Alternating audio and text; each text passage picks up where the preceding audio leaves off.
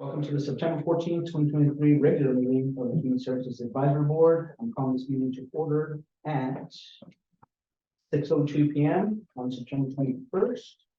And actually, it's supposed to be the September 21st meeting now. And okay, so thank you all for attending. We're going to do a quick roll call for the record of the board member attendance. Yancy? Present. Clayton? Here. Sharif is here. Monica Gonzalez? Monica, okay. Joanne Parsons? Here. Perfect, thank you. Gloria Quinn? Yeah, okay, Gloria's there. Here. And then Courtney Welch will be out, and Mariana Zamora, non-voting. Present. Okay, perfect. Can Okay, we check on the sound real quick? Yeah. Gloria, is the sound better? Because I know you have been the one who brought it up. So we have the microphone in the middle now. Can you hear Sherry? Okay. Yeah, I think so. I'll tell you more once I hear more from them, but it does sound, because last time it sounded like you were at the bottom of some tin can or something. Okay. Okay, good. We'll go with it then. Okay, thanks. Sorry. okay, so we're gonna go to item number 3, citizen comment period. Staff, is anyone present in person, online, or by phone? Speak from the citizen comment period? No. Doesn't look like it, okay. Item number 4, minutes are not yet available for the September 7th, 2023 and September 14th, 2023 meetings. So we will approve those minutes at a later meeting. So we're gonna move on to the presentations. So just gonna do a quick reminder, we'll now receive a 5-minute presentation by the applicant agency for each program that was listed on this evening's agenda. Each agency will receive a 30-second warning as the 5-minute time limit is approaching, but the time limit is somewhat flexible. Each presentation will be followed by a 10-minute question and answer session between the board members and the agency regarding the program or application. Members of the public are welcome to listen to the presentations, but will not take part in the discussions or questions or the question and answer session. Each program will receive 15 minutes total for the presentation and the question and answer session. Seeing that I'm a voting member of the board, I'm gonna devote my attention to the presentations themselves. So staff will introduce the presenters and track for the time as best possible. Okay, so Carol, are you ready? Okay, yes. Okay, we are set to go. Sorry. So our first presenters are Hayes County Food Bank, the General Operations Program, and the presenter is Lisa Young. And I know you also have someone else with you, so if you'd introduce them as well, that'd be great. I do. Hi, I'm Lisa Young. I'm the kind of new executive director, so bear with me, of the food bank here. And I'm sure some of you already know Jessica Cruz. She's our senior programs director here, and sitting beside me in case I don't know stuff, because she knows a lot more than me. And we'd like to thank you, first of all, for having us. The city has been a great supporter of the food bank over the years. We've been here for 40 years, serving people in San Marcos. We serve thousands of people a month, and we have identified that 6,300 of the people that we serve are residents of San Marcos with the San Marcos address. We serve unhoused people. We serve people who were temporarily housed in motel situations who were formerly unhoused. We serve homebound seniors and disabled people, as well as our drive-up distribution, which we have here at our location on Mondays. We'd love to see you come volunteer.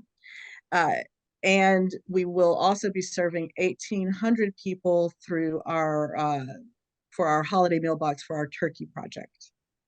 Now, one thing that we have seen, I know that we're asking for a lot of money. We're asking for more than we got last time, and there's a reason for that. We have seen the need go constantly up this year, and that's been because of a couple of different reasons. I'm sure you're all aware of the inflation rate, and when you look up the general inflation rate, it's even higher if you parse out what is for groceries and food in that rate. I've looked at the forecast for next year, and it will not be going back down.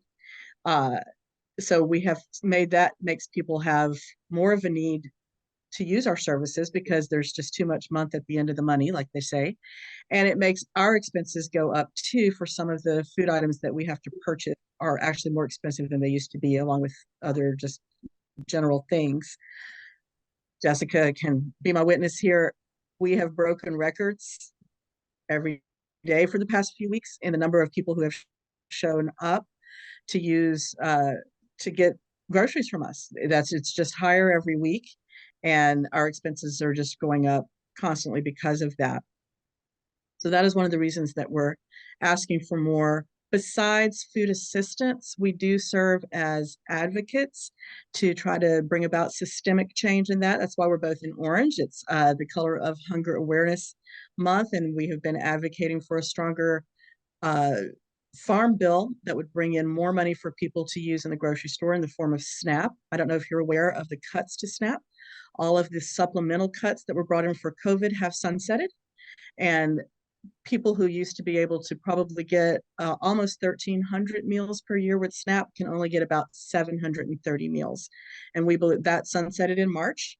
So we believe that that has been a huge contributor to our numbers. And if, just like all of us, if you've been to the grocery store, you know that it takes a lot fewer bags for $100 worth of groceries than it used to. The need has just been going up. But like I said, besides providing food, we do advocate for systemic change. Our approach is to use both our own expertise as well as our partner expertise and client voice. And we are incorporating more client voice into our ongoing approach to make sure that we're competently serving our neighbors in a culturally competent, and we address a lot of vulnerable and marginalized populations. And so we definitely want to be sensitive to that. We keep constant measures of our outcomes, and we have a lot of, when you fund us, you're not just funding literally just this one organization. We have probably about 30, and Jessica is going to talk to you about the ones that are actually in San Marcos, of partners that we are actually providing the food for their programs. Jessica? Yeah, so we have somewhere between 20 to 30 agencies pretty consistently throughout the year. It kind of fluctuates based on whether or not school is in session. But right now in San Marcos, we have 17 agencies that we help provide the food for an offsite food pantry. So we provide services to hundreds of families every week. They help extend our reach by several hundred as well. So every time that we get money and we're able to purchase food, we're able to help provide food for organizations such as Southside Community Center. Yes, it's just a supplement, but we do help them with that, with the Women's Shelter, with First Baptist in BC, which has received funding in the past from this organization to expand their food pantry, Access, and a couple of senior organizations like the Senior Center, which is through Community Action. So we work with several organizations, and some of them are weekly pantries that they help provide and help extend our reach in the community, to help reach the communities that we can't reach or maybe don't have transportation. And so really helping to support us, help support and make our community stronger. I think those partnerships almost double our reach. Like I know in our unhoused, the Salvation Army, we're providing 2-day food bags for them as well. So I feel like we're a good use of dollars because our spread is pretty wide. Okay, we are at 5 minutes, so I just thought I'd let you know. I didn't. Okay, we're ready for questions. Okay, so we'll go ahead and switch over to the question and answer period.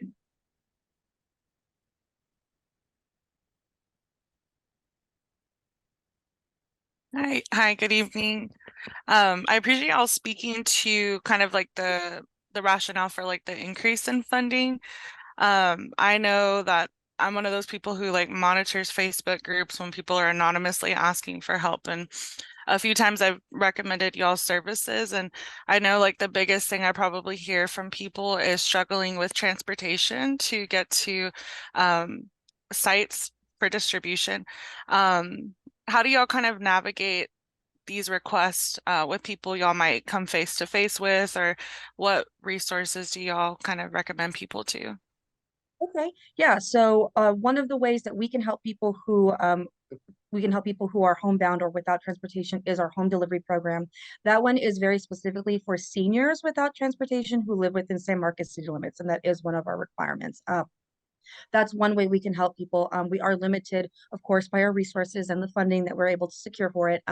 But then another resource that we have is through our last mile sites. The partner agencies we were talking about 3 of them, 4 of them do deliveries.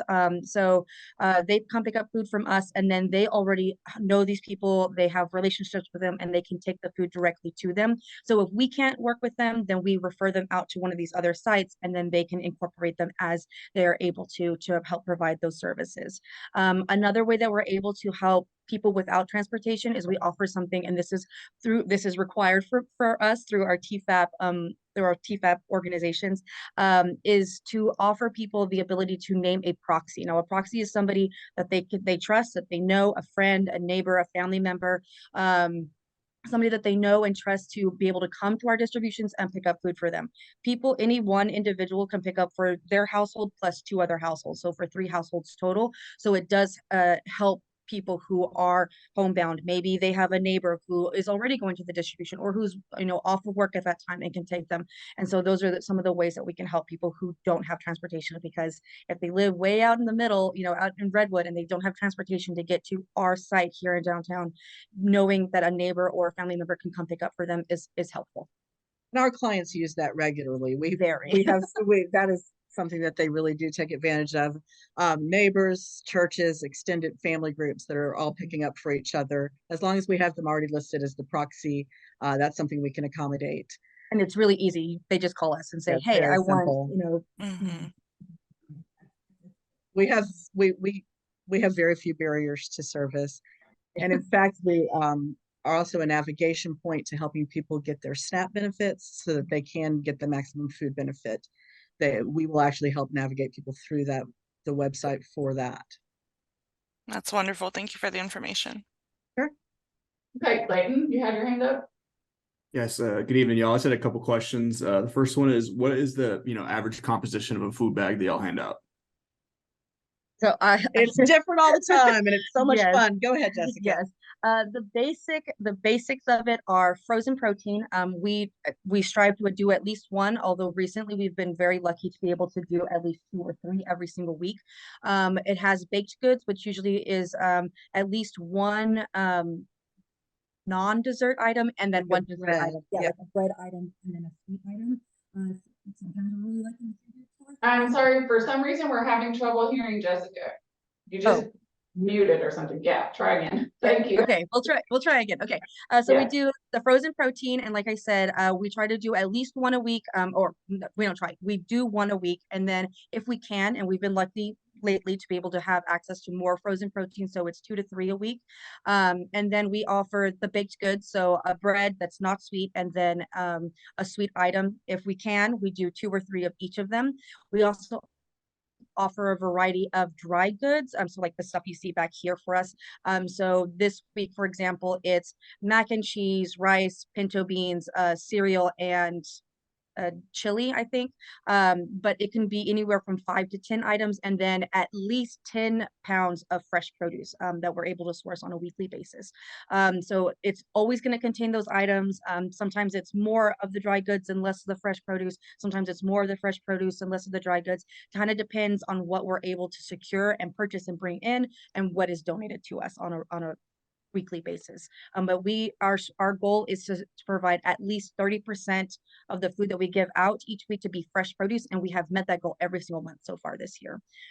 Each bag can weigh on average on a weekly basis anywhere from 25 to 45 pounds. We have actually a couple of other streams of food that we're giving out that are a little bit different.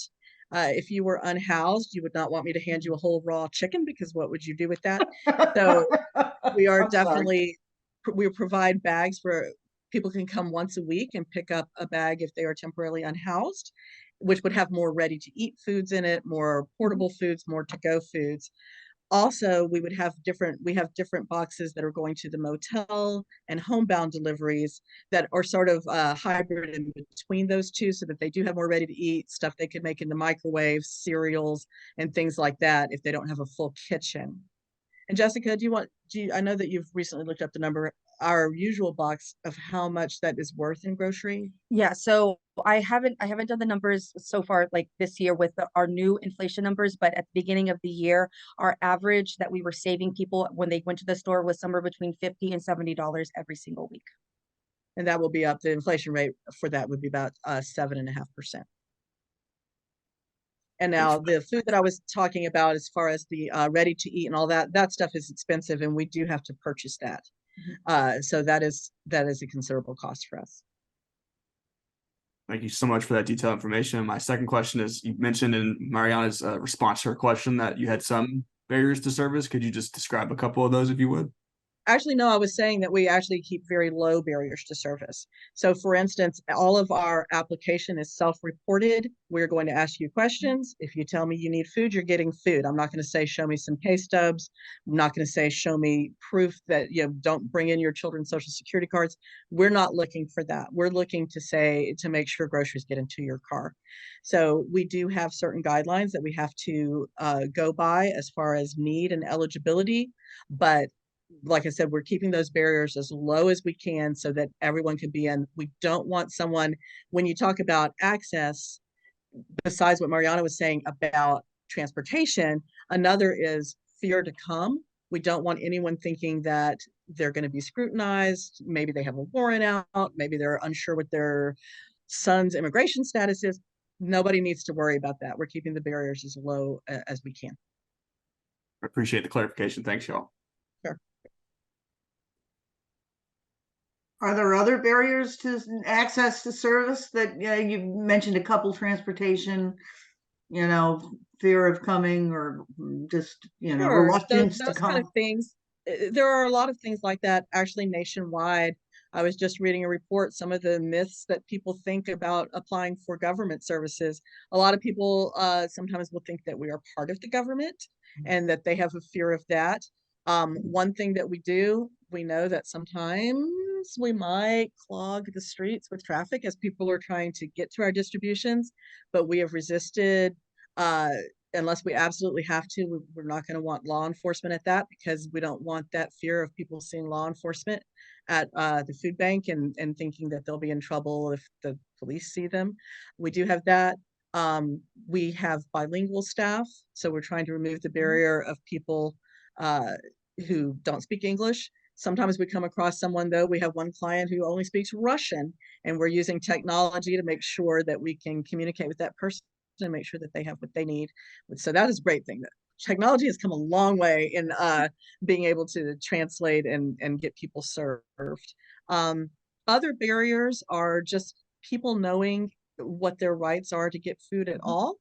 And we see that everywhere. We recently had an instance where one of our Facebook posts went, and when I tell you viral, we had millions of views on this one Facebook post, and it was just our weekly "Here's where to get food," which was in English and Spanish.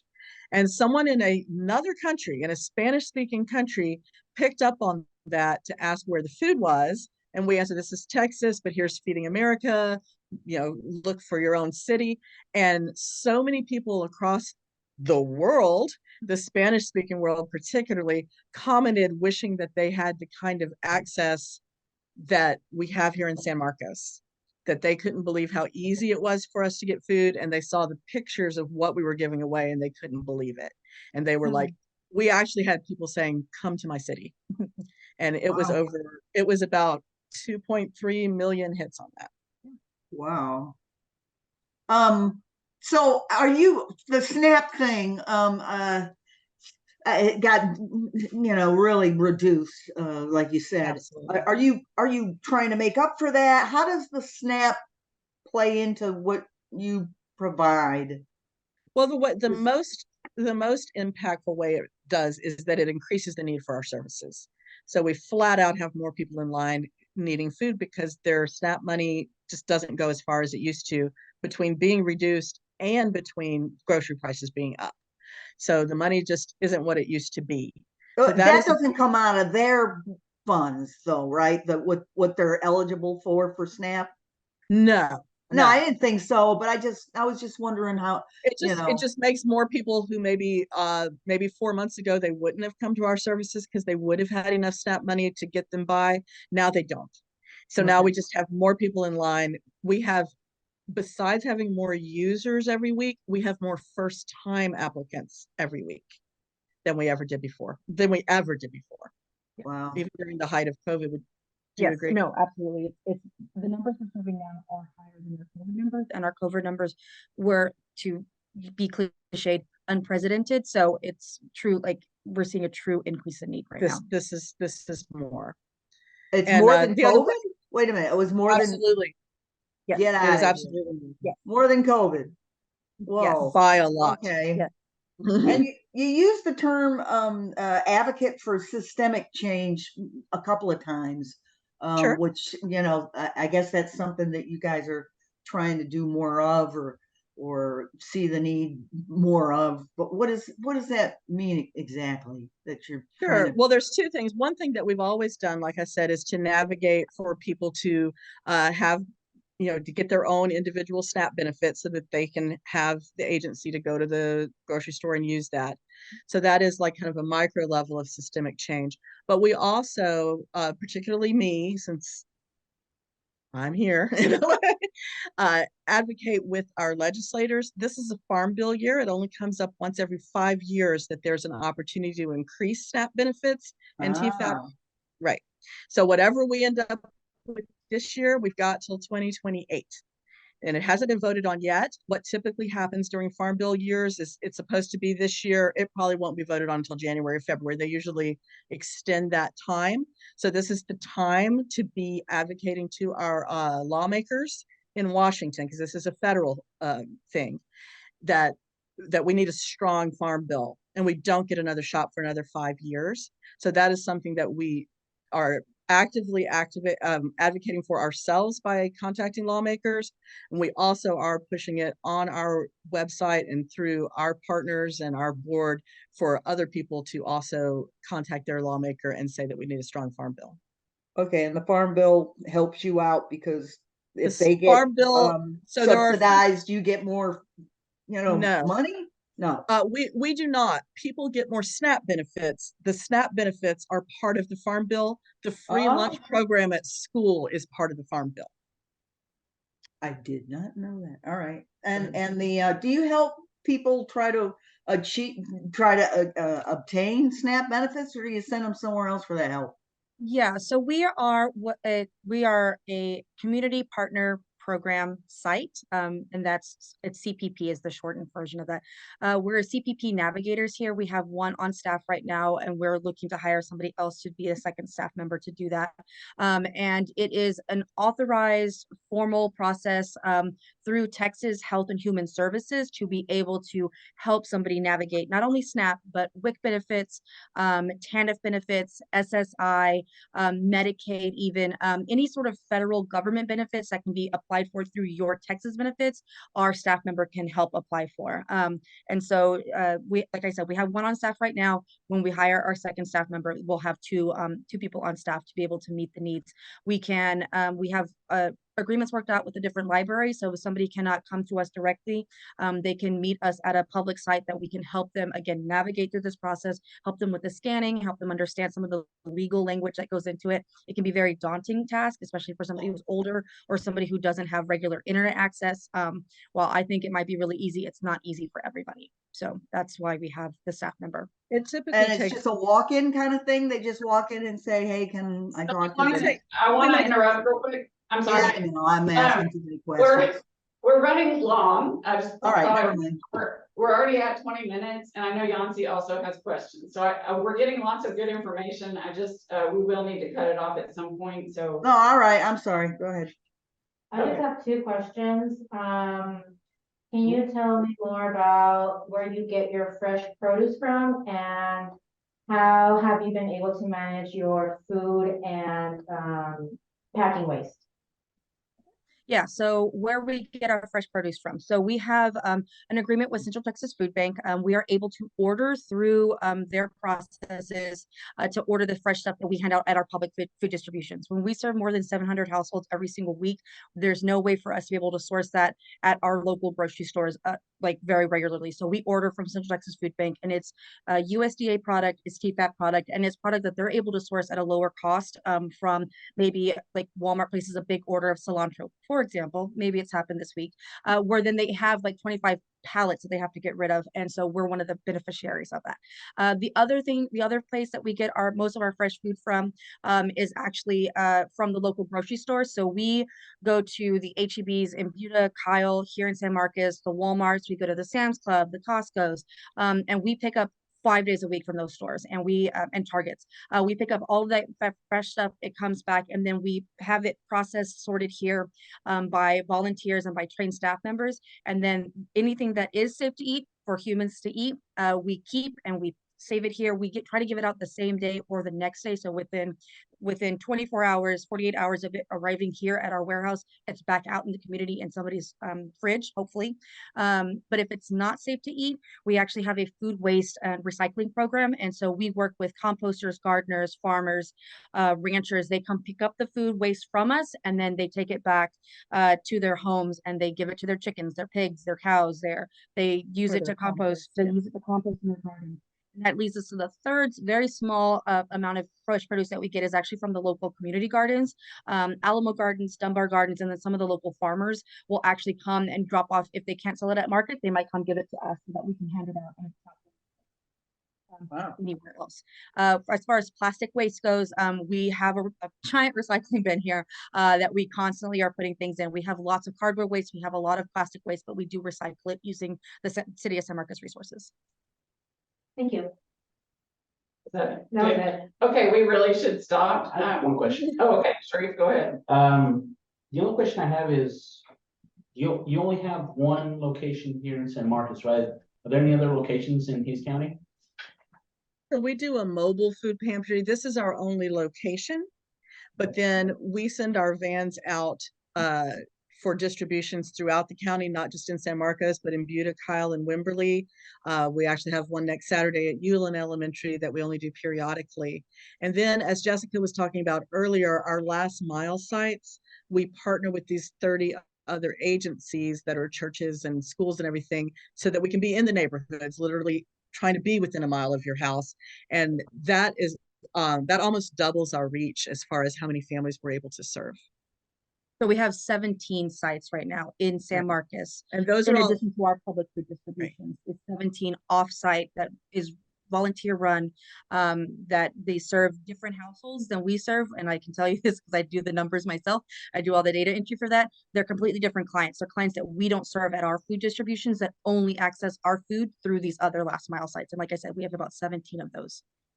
and then, but we are the only location that is the hub for receiving the bulk of the food and then distributing it either with our own vans that we're running, or some of these last mile sites come and pick up their food weekly and take it back to their site.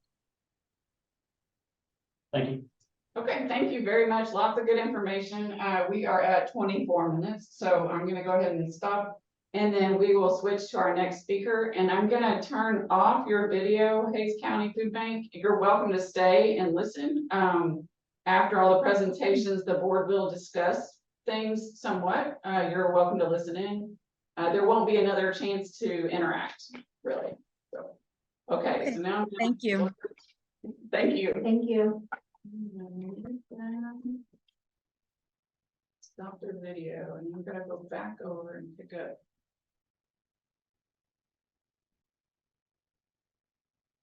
Okay, Carrie, I think you'll be able to start your video now. Thank you so much. Thank you for your patience. What I'm doing this time is stopping the video of anybody who isn't presenting, and then I'll start them when we, so that we have a bigger screen or whatever. So now we have Carrie Borman, and she will do our next 3 presentations. We have asked Hays Caldwell Women's Center to do a presentation for each program that they're applying for. So the first one is, this is Hays Caldwell Women's Center. the non-residential family violence and transitional housing program. And the presenter is Carrie Borland. Yes, thank you so much. I appreciate your time. And I also wanted to give a shout out to the food bank. We are one of those partner agencies that benefits from their distribution. So thank you so much for that work. To start out, I'm going to be talking about our family violence program, which is in combination with our transitional housing program. I'm just going to forward slides here so you can see our philosophy and mission. I won't read those to you. I do want to let you know that last year we served over 2,000 clients. We served 2,269, and 665 of those were residents of San Marcos. Of that number, 391 were victims of family violence. And so that's an increase from the previous year. We provided over 8,000 safe nights of shelter in our emergency family violence shelter. And we have been operating at capacity for over 3 years. So our shelter is full, and we'll combine rooms when we need to and put more than one person in a room if we have singles. But because of this need for more space, we've expanded into our attic and actually created more rooms. So those are now done, construction's complete, and we're ready to start housing families there. Relatively new to us is our transitional housing program. This, I know I talked to you guys about this a little bit last year, but our emergency family violence shelter is not a long-term solution. The clients stay there generally for about a month. And we know that the two greatest barriers to women and children leaving an abusive home are lack of affordable housing, which is a huge problem in Hays County, and lack of affordable childcare. So we have created a facility that has both. We have an early Head Start right on site, which is custom built for kids. And we have very low cost rent or no cost rent for women and children who need it while they're staying with us. We've currently got 14 families staying in our transitional housing complex. We do outcomes, what we call outcomes, for all of our clients and all of our programs quarterly. So these are just some quotes from our transitional housing and family violence shelter clients. One saying that she feels safer here than she did in her own apartment or in her mom's house. She finds the shelter to be very comfortable and grateful to be here. Another said that they were so grateful to HCWC during this time, and it has given her and her children a safe haven, which is priceless. And another one said, HCWC saved my life. So we are really dealing with really critical cases. A lot of our clients in shelter come in directly from a domestic violence call with law enforcement. And very often when those clients' time at shelter has reached the end, we are able to transition them into transitional housing, which really offers an opportunity for these women to get on their feet and find sustainable, independent housing. Our total number of unduplicated direct service clients for family violence next year is going to be 430, and that is an increase from this year. And I kept that kind of short because I wanted to allow plenty of time for questions, and I also have 2 more presentations, so I didn't want to go on and on. But any questions about this program? And y'all go ahead and start.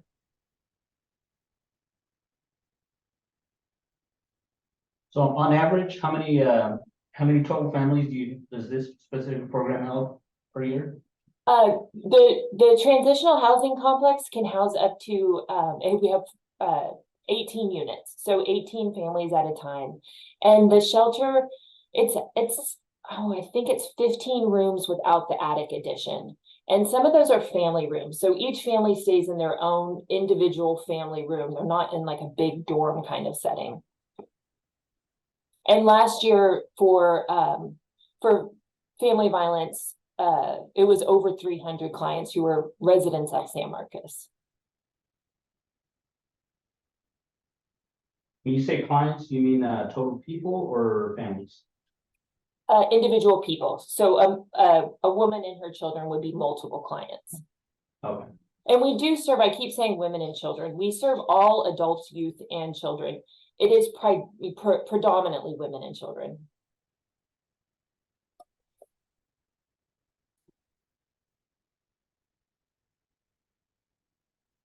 I want to raise my hand. Okay, here we go. I'm gonna raise my hand. Okay. Gloria, go ahead. So, the majority of the people are that you serve are from San Marcos, correct? I would not say the majority. We serve all of Hays and Caldwell County. So we have a lot of San Marcos residents, but all of Kyle, Buda, and Caldwell. We're the only Oh, okay. emergency shelter in both of those counties. All right. But you did say that you serve 300 residents of San Marcos. Yes, in family violence program alone, 391 residents of San Marcos last year. 391 in family violence alone. Okay, but you served a total of 430 families, so that's still a lot of folks from San Marcos. Yes, and 400 actually is the number that we expect to serve the next year. Okay. It's going up each year. Oh, so you're projecting that, huh? Yes, exactly. Okay, thanks. Sure. So who do you see more of? The Caldwell, or what's the other county? Hays County. Yeah, Hays is, San Marcos, obviously. Yes, we see more Hays County residents than we do Caldwell. Okay. Well, it's smaller, isn't it? Oh. Yes, and it's a little, since our office is in San Marcos, I think we have more kind of recognition here. We're Sure. doing a lot of outreach in Caldwell County, but people in San Marcos tend to know who we are a little bit quicker than they would in, say, Lockhart. Okay. I had a question. The request for funding this year is significantly more than last year for this particular program. Could you speak a little bit to the rationale for that? Sure. So it's partly because our numbers are increasing, but it's also largely because of transitional housing. Since that's a new program, the family violence money used to go just to the family violence emergency shelter and our non-residential family violence program. But now that we're involving transitional housing, that's a lot of programming.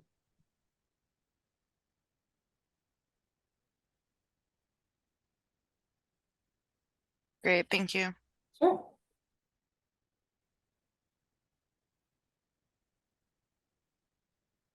Any other questions on this program?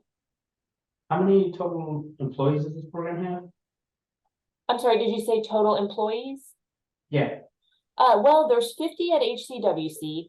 Transitional housing currently has 2, and there are, I think, 8 full-time in our emergency violence shelter, plus 4 relief in the emergency violence shelter. And then we also have some counselors who are not in the shelter who serve non-residential clients. And I think there's probably 4 of those. So upwards of 15. Of 15, upwards of 50 15. 15. for Nice. where's the 15 come in? For the employees in the family violence program, so including shelter, transitional housing, and then we have a couple of non-residential counselors who work with family violence victims. Well, and you got a lot of volunteers too, I suspect. We do, yes. Okay. How much of this funding goes for salary? I don't have your paperwork in front of me. Down long, you don't want to know. Well, our programming cost in this program is over 80%, but the money from this grant application would not go directly to salaries. It would go towards programming in general. Okay. And I'm sorry, I got some allergies and I can't hear. 80% is what? Programming, so not general administration or fundraising cost. Oh, okay, got it. Okay, thank you. Sure. So in looking at the financials and the paperwork, why are the costs for bank services so high? I'm sorry, I'm having a hard time hearing you. The cost for what? Bank services, $10,000. Ooh, I don't know the answer to that, but I can talk with our accountant and get an answer for you. Yeah, because that is excessively high. So then, yes, if you'll just email the answer to me, Carol Griffith, You then got it. I can send it to the board. Okay, I will do that. Yeah, you don't know what that it all involves, so you can't really. I mean, not even Unfortunately, spec- yeah, ahead. I'm not very well versed in the accounting portion, but I will get an answer for you. Okay, thanks. Any other questions for this program? You still have 5 minutes technically for this program.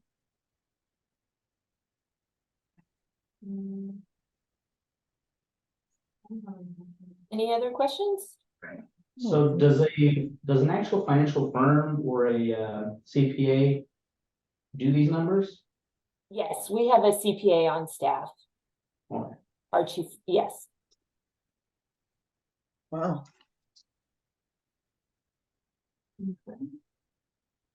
Any other questions, y'all? Sorry, I don't mean to rush you. I just want to make sure. No, I know.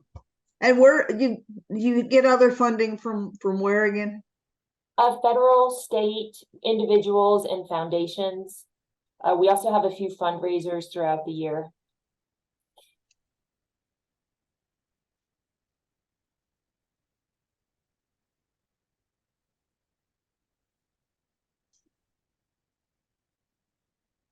Okay, well, if there are no more questions, I'll move on to our next program, which is Roxanne's House, our Children's Advocacy Center.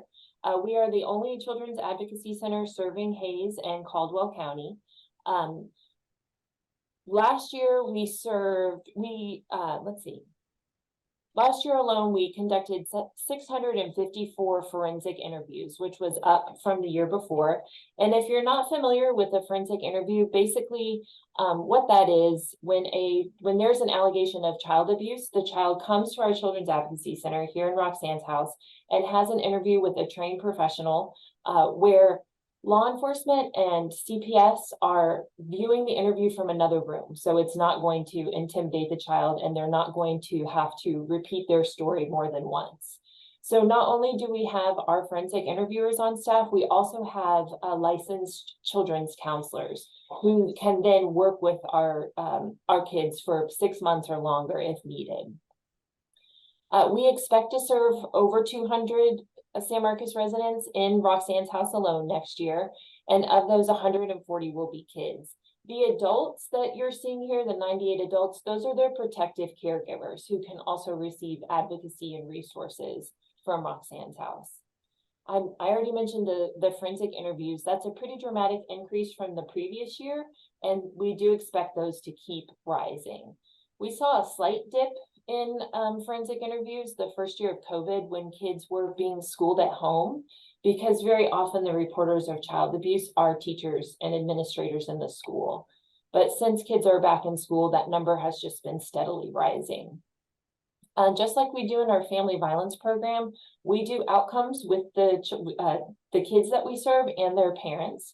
So I've just typed up some of those here so you can see what these kids themselves are saying about their experience here.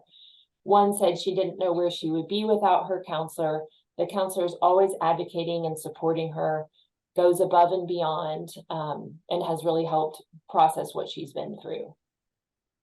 A parent, one of the protective caregivers of our kids at Roxanne's House, said that counseling has been very impactful. Her child actually likes coming in, enjoys seeing the counselor. The counselor is very accommodating with schedules. You can imagine with kids being in school all day, it's hard to get them here between 9 and 5. So our children's counselors will change their schedule as needed, come in later and stay later so they can accommodate evening appointments. And this person's child's mental health had really improved since attending counseling here. Let me see if I have anything else on Roxanne's House. Last year, we served 217 San Marcos residents at Roxanne's House. Again, we expect our number next year for San Marcos alone to be 238. Let's see. That's about all I've got for Roxanne's House, but I'll be happy to answer any questions you might have. Okay, and I'm just gonna assume y'all can start in. Yeah, I don't know if you're waiting on me, so go ahead.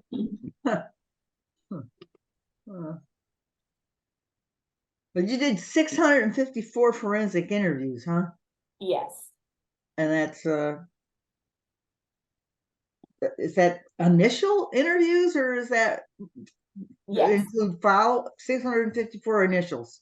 yes. Well, that's a lot, man. Yes, that's anytime there's an allegation of child abuse that's being investigated by CPS and law enforcement, that child comes here for the interview. so it does seem that you expect the number to continue to rise. What do you think are some of the factors that are driving that? Mostly it's just the how quickly Hayes County is growing. So the more people come in, unfortunately, the more problems. That number pretty much every year has steadily increased, with the only dip being that 1 year of COVID, of kids staying home. So sadly, we just keep seeing that number rise.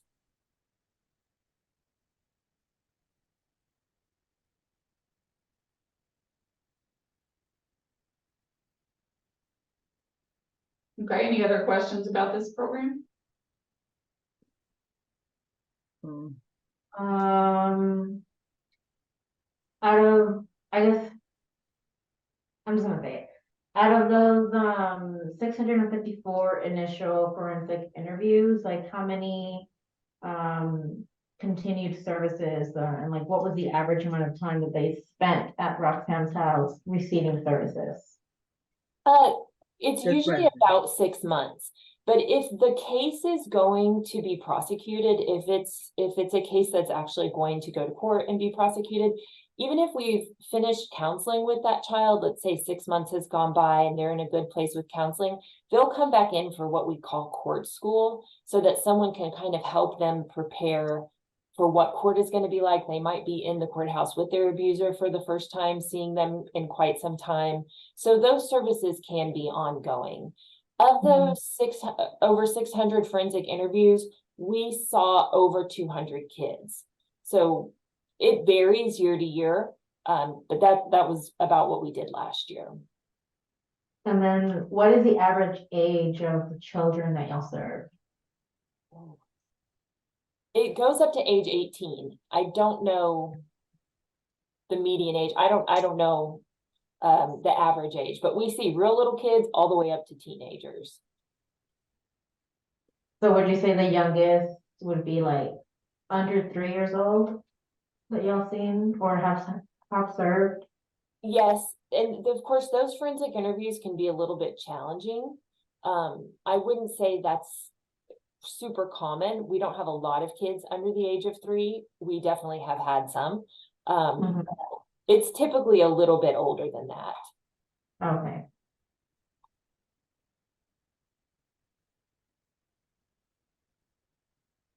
Are there any of these other agencies you work pretty closely with? Because, like the special advocate, or the Child Protective Board, or We do, yes. And Roxanne's House also works with what we call a multidisciplinary team. They meet regularly, and that's going to involve the DA's office, law enforcement, CPS, and CASA. So we do partner with other agencies, but we are the only place that does the forensic interviews and the follow-up counseling. Oh, okay. Oh, that's good. And the multidisciplinary team meets monthly, or? Yes.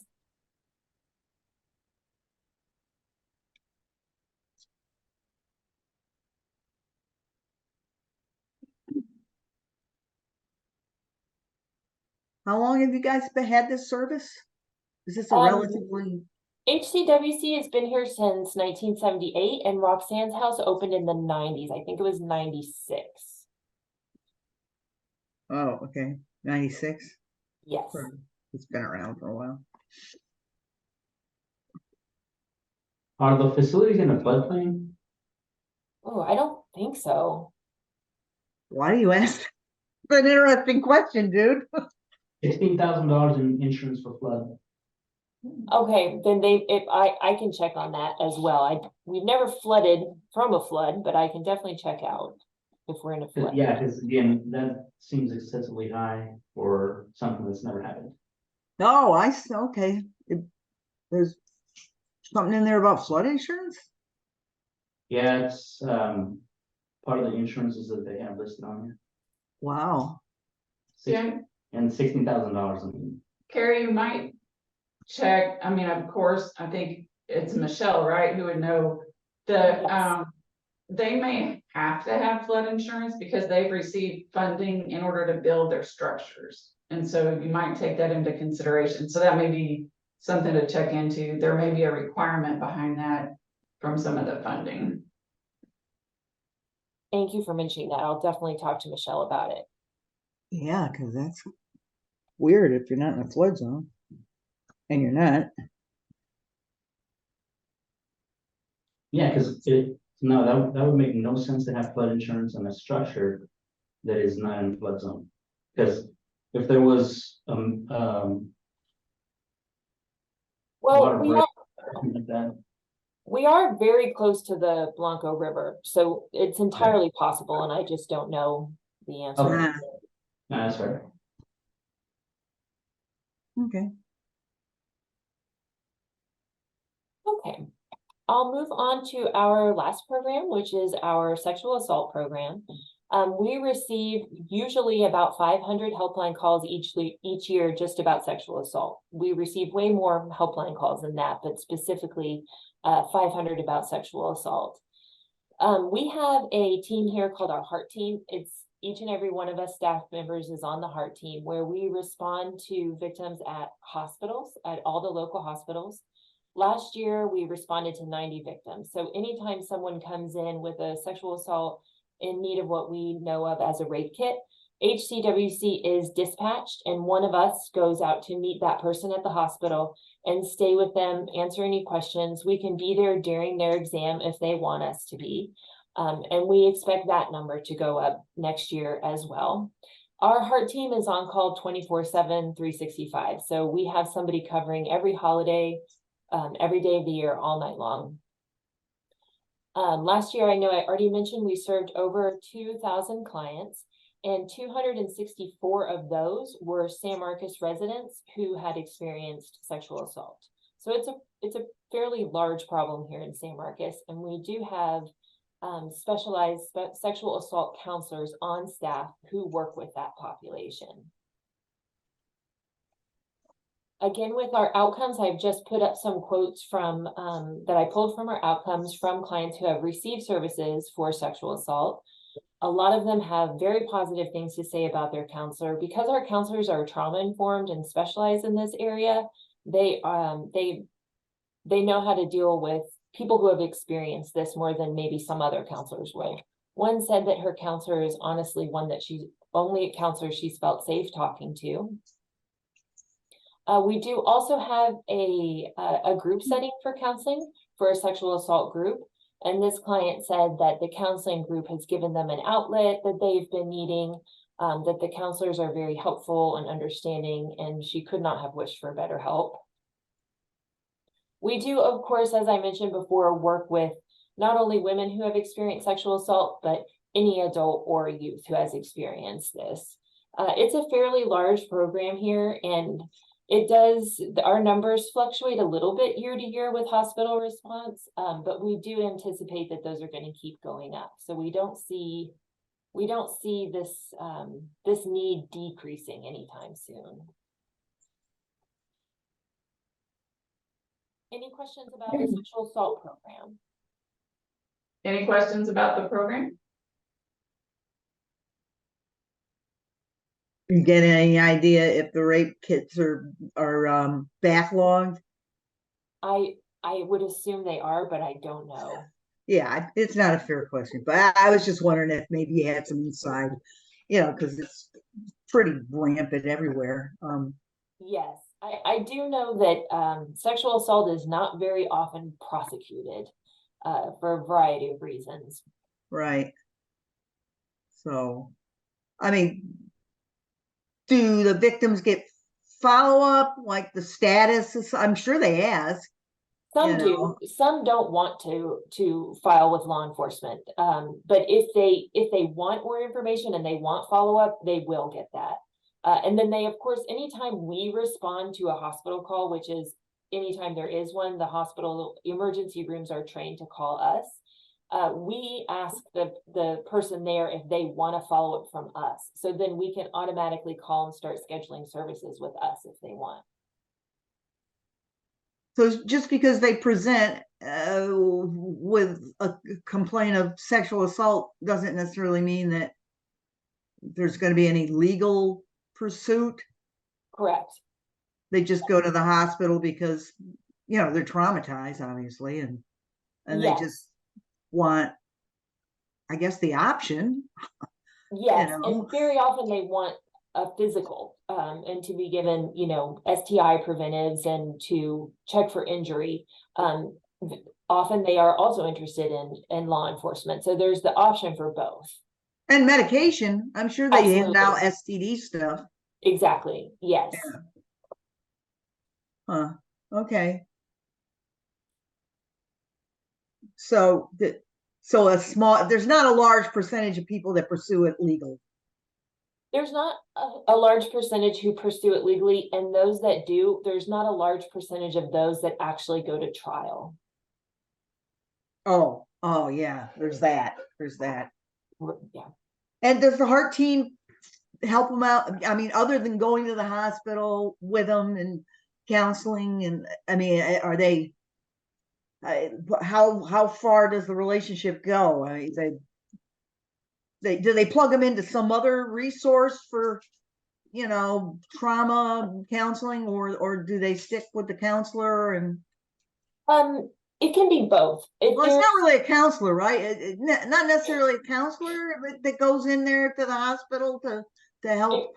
Yes, exactly right. For example, I'm not a counselor and I go to the hospital as an advocate all the time. So Yeah. the person wouldn't actually be seeing me, but I would give their information to our advocates who would reach out and schedule counseling if they were interested to someone here. But we will definitely provide other information or resources if asked. Also, and you may already know this, but when a person presents at the hospital for a rape kit, it's not just any nurse that can do that. There's a specially trained forensic nurse, and there's not that many in this area. So we would often be waiting at the hospital with this person for a couple hours until that nurse can show up, or we would transport them to another hospital where there's a forensic nurse on call at that time. So we can, you know, provide transportation and advocate for them while they're even waiting for the exam. How do most patients hook up with you? I mean, how do they know this? The hospital calls us. So all the yeah. Oh, I'm sorry, I forgot. Yeah, the hospital is the one that that initiates that, right? Yes, exactly. If the patient wants it. They call us either way. And of course, if the patient doesn't want us there, we leave. But they call us if there is a sexual assault victim that shows up at the hospital. And same with domestic violence victims. They call us for those as well. We also go on hospital response for family violence and child abuse. Oh, okay. It's the majority of our hospital calls are sexual assault. Really? Huh. Not family violence? No. Huh. Wow, that's disturbing.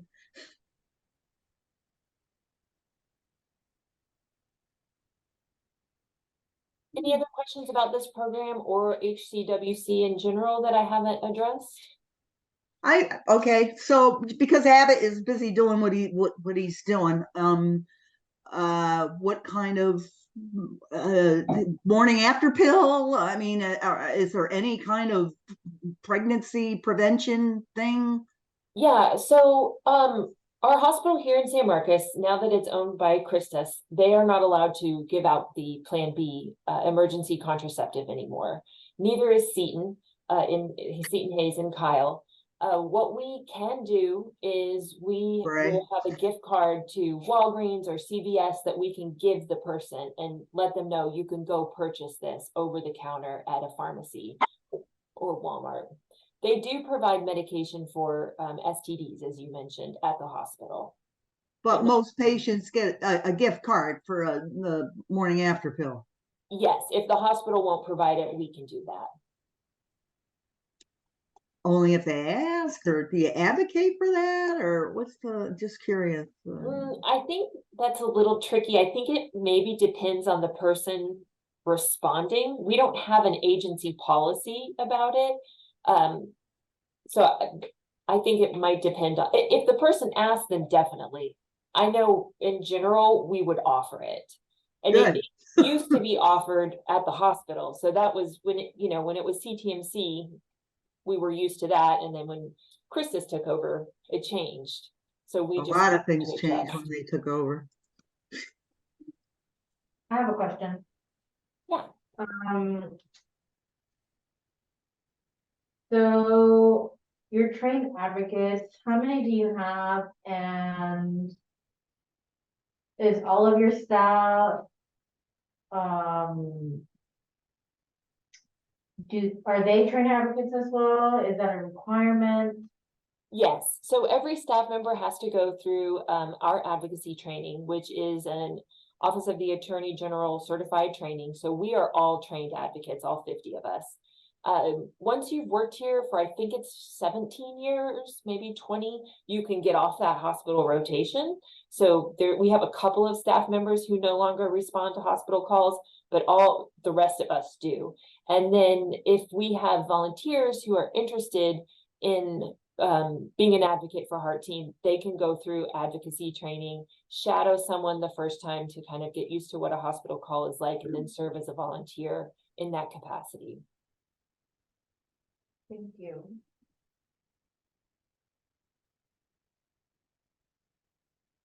We still have about 5 minutes. If you have any questions about this program or then also about Hayes Caldwell Women's Center in general.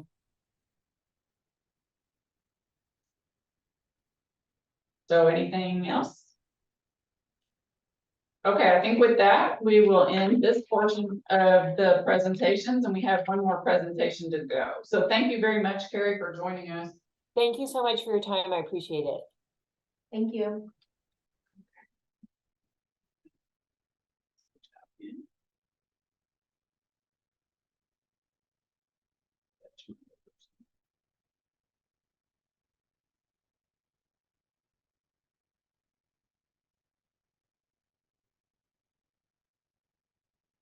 Okay, and I'm promoting to panelist our next speaker, so she'll need just a minute to come over, I think.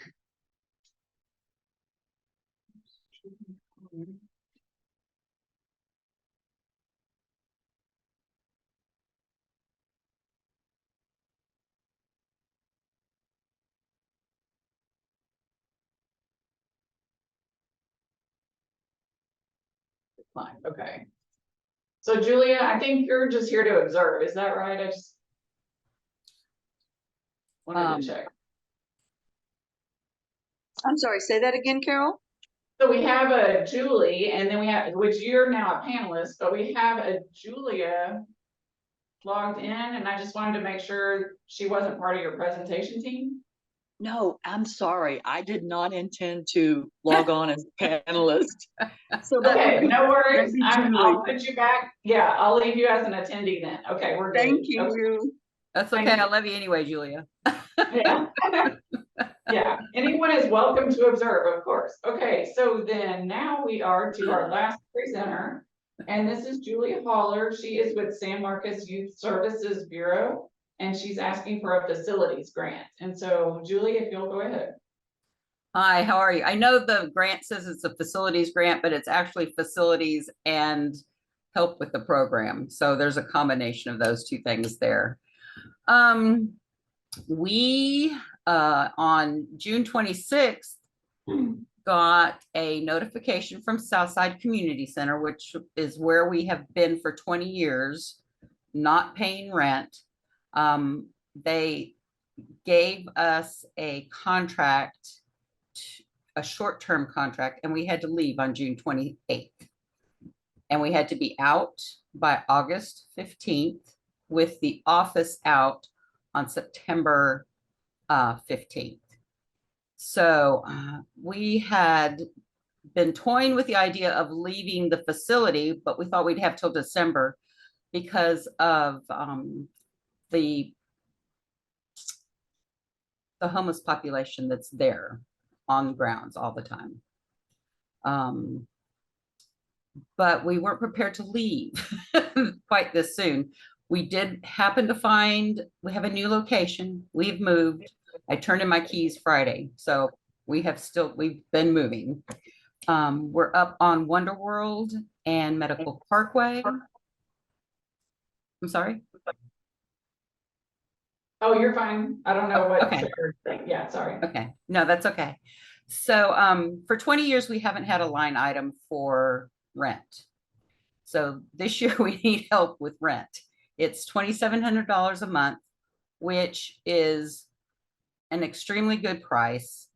Most of the buildings we looked at, if they even leased to a nonprofit, they were charging $18 a square foot. So we are in a building, and this gentleman from New Braunfels was so impressed with the program, he has leased us the property for $5 a square foot. And so we just really need some help to help pay rent. We, of course, this came after our ability to apply for a grant through the county. We had looked at some of the city and county buildings because often we can get those kinds of buildings for free, or nonprofits can. We were not able to coordinate any of that. So we have rent and we have the expense of the insurance and all of that, which is not even included in the most recent budget because we didn't know we had to have $1 million worth of insurance. So that's kind of sort of where we are. We are an agency. We've been around since 1975. We are a prevention program. We help kids learn how to deal with different kinds of problems that come up. We also educate them on what does a healthy relationship look like? You know, what are some study skills, how to write goals, how to do things like that. In addition to that, we do volunteer work in the community. This summer, we partnered with ARSL and tried to teach them how to deal with people with disabilities. It's our second year of doing that. Also, we partnered with Brookdale to help them learn to deal with some of the older folks and do some things with them.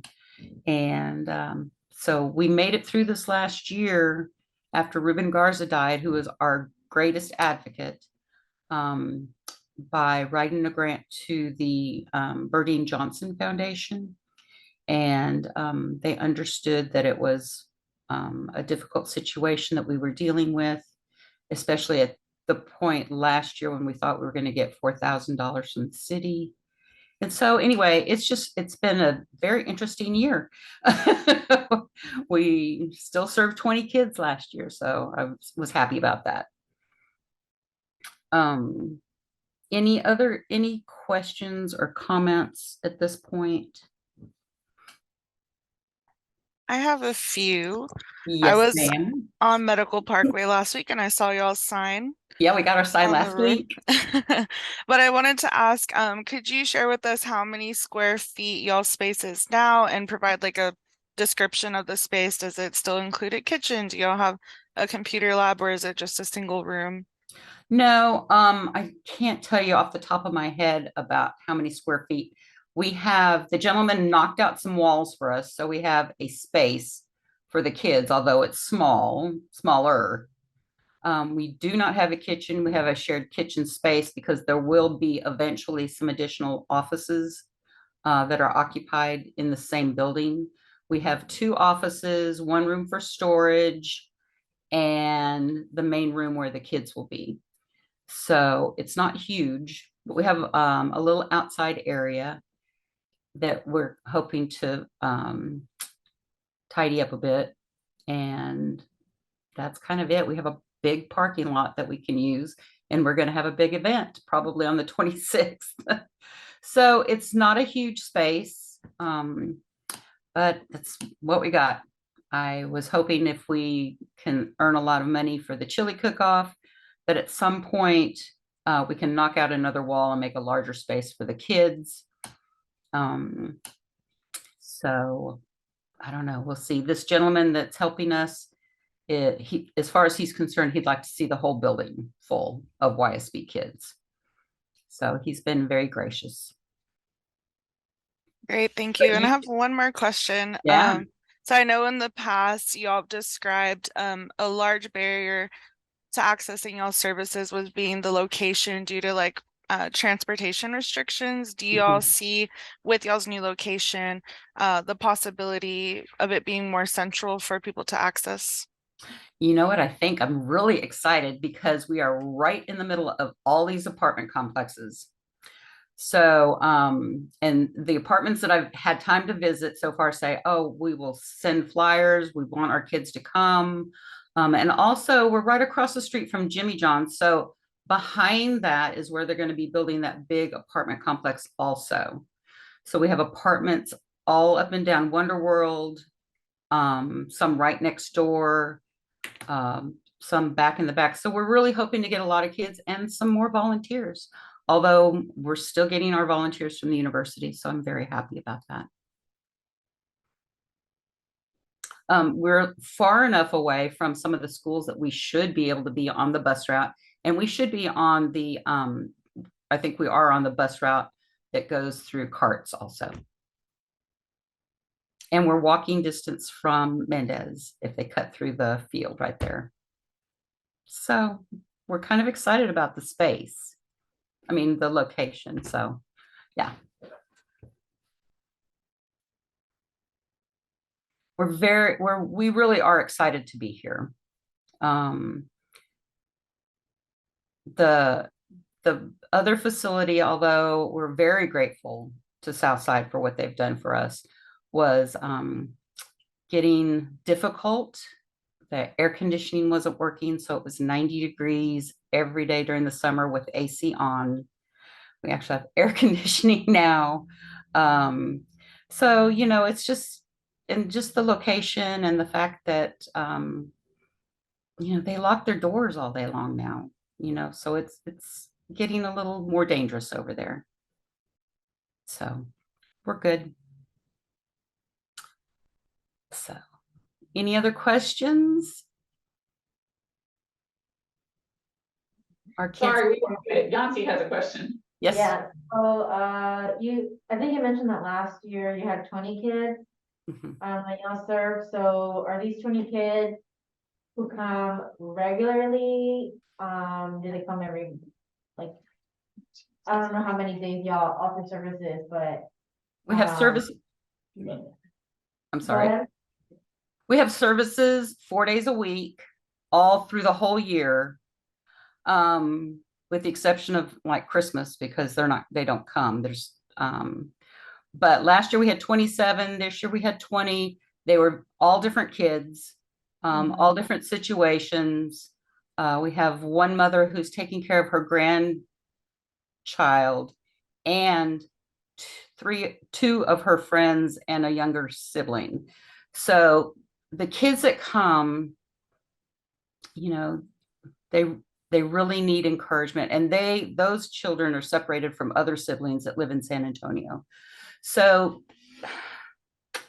you know, they just really need some encouragement and some TLC, and to let them know that, you know, they'll be okay. And these parents and grandparents are supporting these children without the assistance of their parents for the most part. And so they come to me for services outside of YSB for recommendations. We send them to the youth council, or we'll send them, you know, to different locations to try to help fulfill their needs, the food bank and things like that. What kind of extracurricular activities do y'all have for the kids? We typically, not this summer, we didn't do much hiking this summer. It was really hot. We take the kids swimming. So in the summertime, especially, because the building was so hot, but we will take them swimming a couple of times a week. To the spring-fed pool in New Braunfels, to the pool here, anywhere where there's a lifeguard. We take them bowling, once or twice a summer. We'll take them to a movie once or twice. We don't spend a lot of money because we just don't have it. But, we do some volunteer work and feed the ducks at the park, and we do things like that. We built a tree house a couple of summers ago. We try to encourage activity and being outdoors and being aware of the benefits of taking care of the environment in general and how it can affect us and downstream and all of that. And we try to take them fishing. I want them to learn how to do things that don't cost a lot of money. So instead, we play dominoes, or, and I tell them, I said, when you're in college or when you're away and you don't have money to go out or to do anything, sit around and play some dominoes. I just try to teach them better ways of spending their free time in a productive way or a healthier manner. So. Okay. And then, have you partnered with other organizations to come and like do presentations for the kids or come and do activities for them? Yeah, I rely a lot on Synacor or ARSL. ARSL's been a great advocate in that when we will do a movie or a program and it shows the effect of treating somebody with a disability can be so hurtful. And then we've always used Synacor for some counseling and those kinds of things. But one of the beauties of this program is that we have a lot of volunteers from the university, and they always have special interests. We've learned how to slackline. We have learned how to play a Russian card game. We have, done all kinds of activities based on their interests and their passions, and it keeps everything fresh.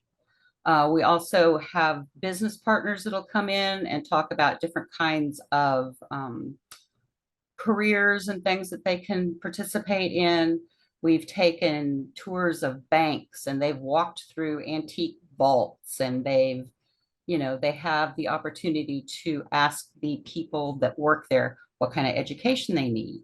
Or we'll take them to the glass blowing place in Wimberley, and they can watch them blow glass and learn that they need to have a master's degree in art to, be able to be in that kind of a career.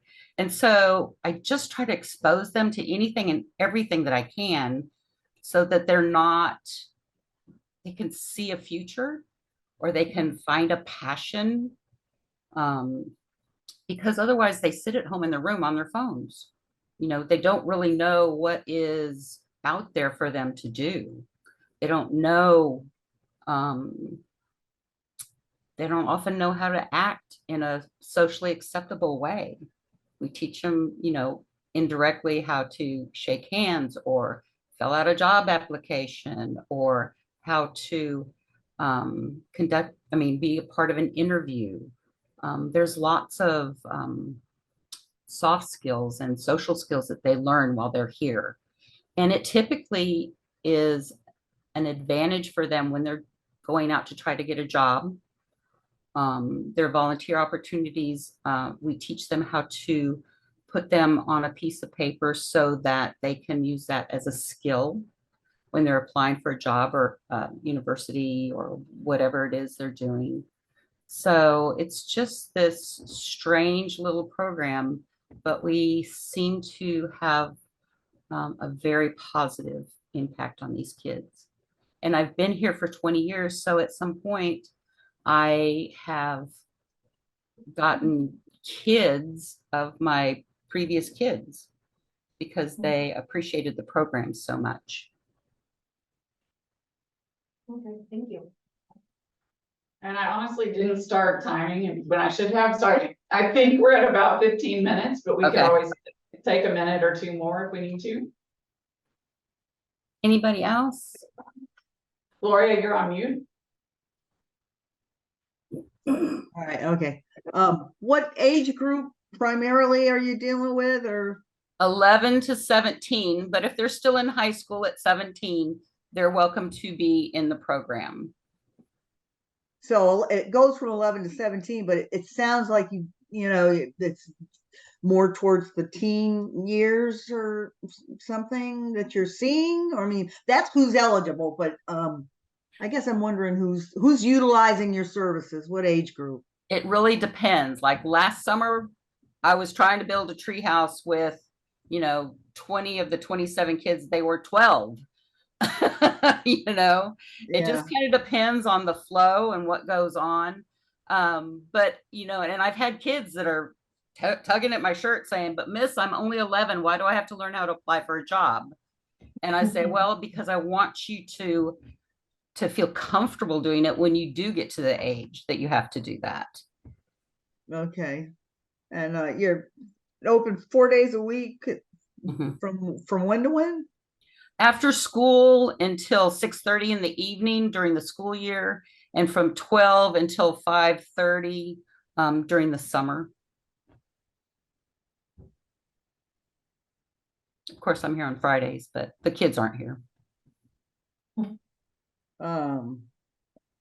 Okay.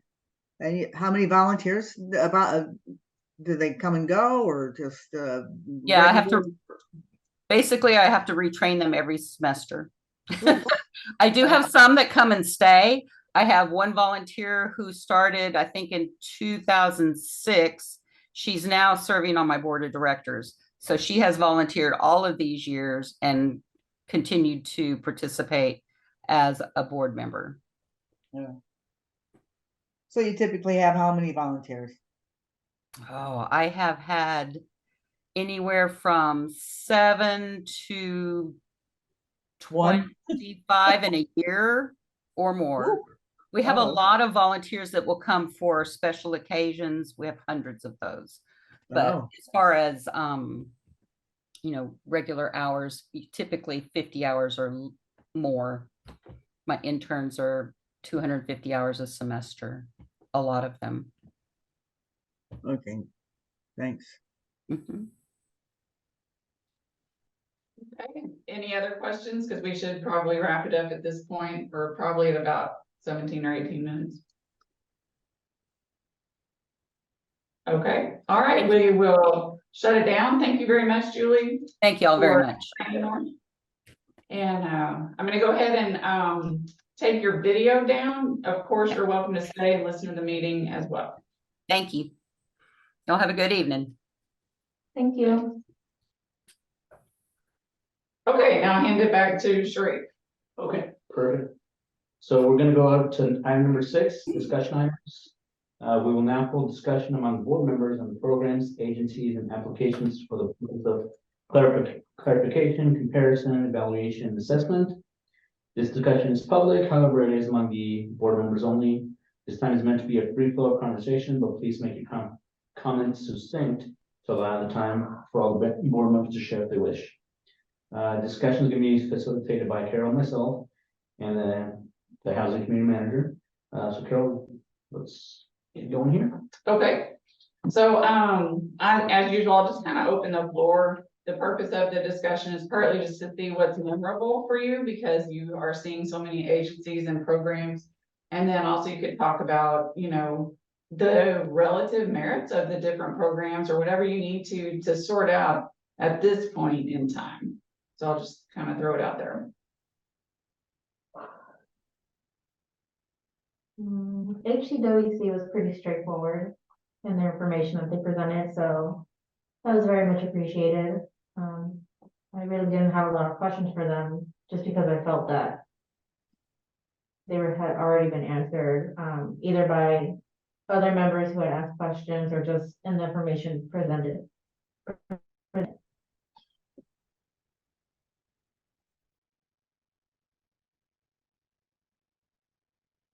Monica, Gloria, Joanne, Clayton?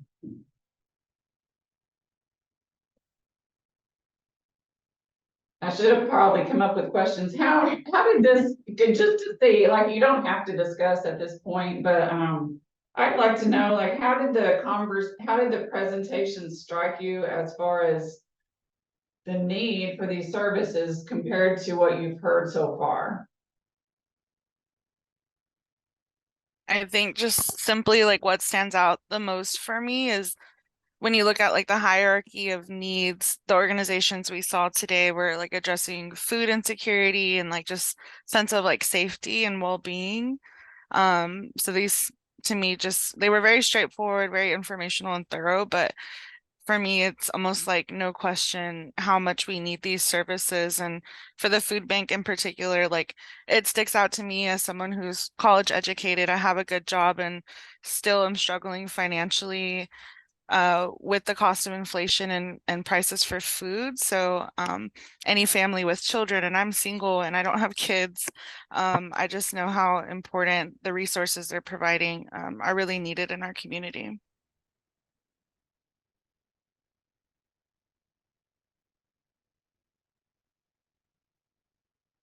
So just a couple of things for me. The last one that we had, the San Marcos Youth Service Bureau, I wanted to tell her this, but she was already off. I actually appreciated how in 2022, you guys know how there was the extra funding from the federal government. So almost every organization requested more money or double money. They actually requested less, so that was pretty interesting for them. So they didn't, even though it's a need in the community, they didn't really just go and grab for more money. So that tells me that they know exactly where their money's going on that one. The women's shelter, the things that I mentioned during the conversation, I mean, I found two specific items where the cost to run the program were extremely high. Especially the banking one. I worked in banking for 10 years. $10,000 for banking when it should be $500, $600. So if I found two specific instances where the costs were extremely bloated, it made me kind of question the rest of them. And the only reason being because they're requesting double the money from the last previous few years. Sharif, would that be relative to the size of their organization and the like amount of their entire organizational budget? So that was Because another thing. HCWC is a huge organization with tons Yeah, of programming, so that's something that comes to mind for me. but still, $16,000 for flood insurance when you don't need it, and $10,000 for banking services when it should be 500. It like $10,000. Again, I work in banking. Not even mid-sized corporations that bring in $20, $30 million have that much in expenses. So again, I didn't look at the rest of their costs specifically, but that kind of raised some concerns of how well the money is being spent, honestly. Yeah, I thank you actually for didn't, raising those questions. That's definitely not my area of expertise, but I look forward to hearing what Carrie's able to gather. and that didn't knock them on the score sheet that much, but that was interesting for sure. The food bank, I really like what they do with the money, and especially with how the entire county is growing in population. That's going to be something seriously that's needed. So those are the only kind of couple of things that I had.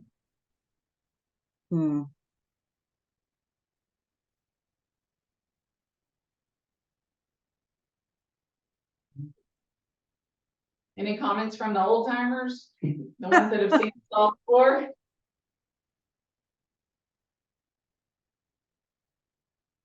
I mean, probably with only a couple of exceptions, these agencies are gonna say that the need is greater. And it probably is, so, it's, a lot of, 500K doesn't go that far when you've got this many agencies, vying for money. Now, another thing to consider, very, very strongly going forward is the San Marcos impact of it. Yeah, Yes. right, I think so too. A lot of these different organizations are county-wide. And when you look at their financials and everything, they're asking a huge amount from San Marcos, but not much from the county, not much from Kyle, Buda, and all these other places. So again, we have to be judicious with the taxpayer money for the people of San Marcos. That's what we have to be. So I'll keep that in mind, like the impact that they create for San Marcos, for the city. Yeah, I'm always impressed when, it's a large agency, and if I ask, and sometimes it is a kind of a common question, how much of your money goes to serve San Marcos residents, or words to that effect. And I don't know if Carol thinks that that's appropriate. Feels like it. Yeah, I do. Yeah, so we definitely want to remind them that funding can only be spent on San Marcos residents. And so when they're tracking, they don't make that clear in their sometimes in their handout. They may just assume it because that's a requirement, and so then when they're tracking, I realize we're not doing quarterly reports this year for a number of reasons, but when they're tracking their service, they have to track who they're serving so that we can see that the money's going to serve San Marcos residents. So we feel like, it's not easy to track. I don't know, it's not scientific precision, but they do keep track of the addresses of who they serve or where the kids came from, who are brought to their service, that sort of thing. And so we do get numbers on that. Okay. I don't know. Last year. And then some of it, I guess I would also say, some of the money goes toward a percentage of their salaries. And I just feel like, there's no direct connection, but those staff are serving San Marcos residents. So they kind of give us the information they can. Like they give us a description and then they give us some numbers. Okay. Are we still sticking with the, if they're the I think it's good. first year out, they're not allowed to put any of the money towards salary, right? I'm just drawing from memory. I don't have my notes. No, there's no restriction like that. Like they can always use the money for salary. The new restriction this year is that no more than 20% of a full-time job can be spent. I always want to remind people, it takes people to serve people. So these people are in the people service business. You have to have people. They're not buying things, they're serving people. So you pay for people. So 20%, what was that figure again? What is it? The new requirement from city council is that this funding will pay for no more than 20% of a full-time position. It could pay for all of a part-time position. But that's just one position. What if there's multiple positions and they each need 20%? Yeah, so that's what they're doing. Yeah, that's what they're doing. Wow. Yeah. Obviously, it's an interesting requirement, I think. Well, yeah. Oh, well, and the word interesting is interesting. So you think that shouldn't be a thing or what? I'm just wondering. Well, it's really up to city council. So they very specifically and strongly wanted that requirement. So we definitely put it in, Okay. Absolutely. So Carol Griffith's personal opinion is not of importance, but I do like to point out it takes people to serve people. No, I get, yeah. Yeah. I get that. Yeah, so then, of course, the staff, now what we're seeing is the entities are providing numbers for additional staff people so that they can split it so that it's no more than 20% of their salary. So they're conforming with the request.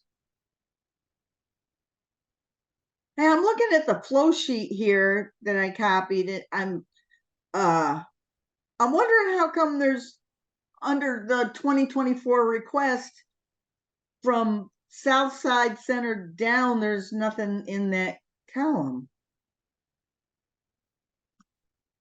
Let me look over your shoulder. What you are looking at, So that likely means that, scroll up, that likely means that they didn't do a request for 2024. yeah. For those specific programs. So for example, Southside, you'll see them. Oh, they have requests in, let me see where they are. They just have that one, 70,000. They For the just have, specific assistance and shelter. they just have one, they submitted one program request this year instead of the multiple requests. So Oh, yeah, so it is hard to look at because sometimes they change which program they're supporting, but it's still the same agency. all right. Now, And then- part of the reason why I'm playing the role of Grinch over here is, again, when we're looking at it, we have $1.4 million worth of requests, but only 500,000 that we can give out. So Right. we're gonna have to make a lot of hard decisions. So that's why I'm kind of harping on certain things, you know, like the specific impacts in San Marcos. Some requesting double the funding from last year, versus sometimes triple the funding.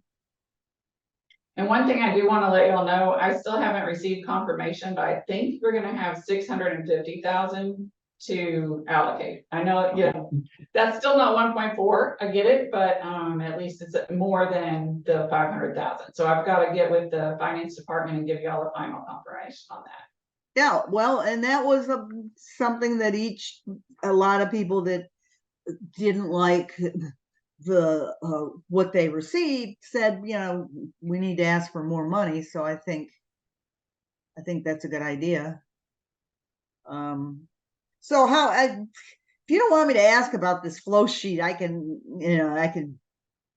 do it some other time, but No, I'm looking at it too, Gloria, so Yeah. I have a. well, you know, like the Shive Center that, you know, hasn't asked for any money. I mean, there's nothing listed. There's no requests. So are they just didn't have they just didn't put in a request, or can I assume that even though some of these columns are blank, that these agencies have asked for money for 2024? No, No. so if the column under 2024 is blank, they have not requested funding. So you have every request that came in for this year. And what I would also like to reassure you is we emailed everybody a notice that the applicant, like everybody who's on our list, right? A notice that the application was available and what the time period was to get it submitted. So we tried to send that notification to a really broad range of organizations, and then, of course, to every organization that's received funding in the past few years. So if there's no 2024 request, they didn't make that cutoff. They didn't ask. Yeah, They didn't ask. That's interesting. yeah. Okay. Didn't this one have been brought into the Senate court? They didn't request it. Oh, yeah, probably so. If I need to reorder this to make it more sensible, let me know, because, Just keep one. yeah. Because I think I it's just grabbed helpful. this It one shows sheet. the history over the last 3 years where money went to different organizations at different times. So I appreciate this information. Yes, it is helpful. That information. I just grabbed this one sheet. Okay. Well, and I think what you're saying is Sharif was asking about Centacor, like there's one that's blank under 2024. What I did was, the reason they're blue is because they've had multiple program requests over the years. So I kind of wanted to draw your eye to like, okay, this is Centacor. Here's all their different programs and here's what they've gotten over the years. So if I had moved it down, you wouldn't necessarily see their whole history. So that's why you have some blanks in the 2024 line, is because I'm trying to group the organizations or group the requests under one organization. So did the food bank eliminate the well, they didn't ask for 2022 was the last time they asked. The transitional unsheltered food bags? It sounds like they're still doing it, doesn't it? So It's they just a did- part of their regular programming. That's what Maybe I so. think. Mhm. Yeah, because it sounds like they're definitely still doing it. They just didn't call it out as a special program for funding. Okay. Maybe they're like Southside that kind of collapsed it into one request.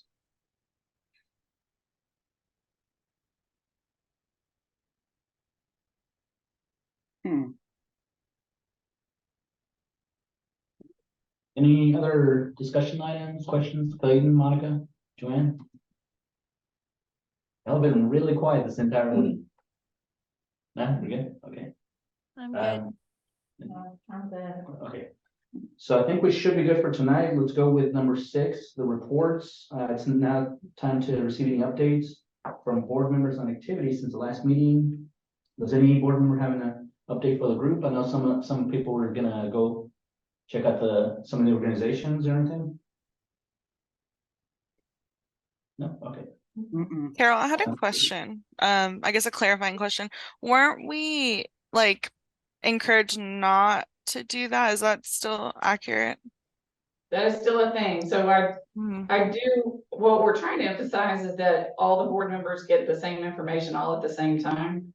And it especially came up like over the past couple of years, there had been a big transition. So before, a couple of years ago, the sites were all divvied up among board members and there were site visits and reports out and very specific process. And we wanted to shift completely away from that. So that's why you still see my little comment of like, yeah, we kind of discourage y'all from going to the sites. You can, of course, you know, and if you really feel the need to, absolutely. But we just want you to get the questions in as part of the public process. So use the time in the presentation and use the information they submitted that the public has as well, you know, as your main point of decision.